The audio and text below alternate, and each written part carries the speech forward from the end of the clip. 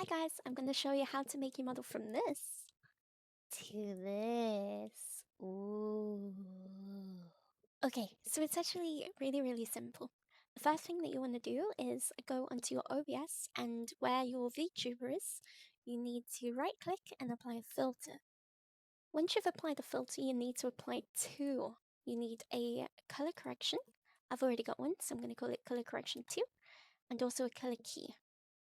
Then once you go to color correction, it's super easy. All you need to do is change hue shift.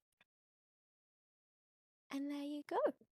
Now, if you do come across something that makes your model like this, if you go back to the color key and lower similarity, it's a lot better. So don't have your similarity too high. It's also really cool, you can do loads on this page. So if I go to default, I can also change the opacity. Now, I really like the saturation. I feel like the colors really pop. And then if you apply it, once again, this is a little bit too high.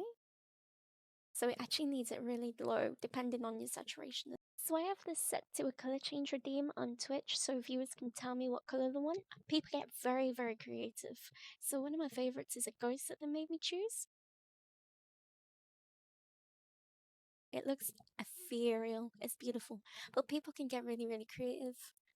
And that's all there is to it. It's really cool, and it is a channel redemption. Your viewers will love it.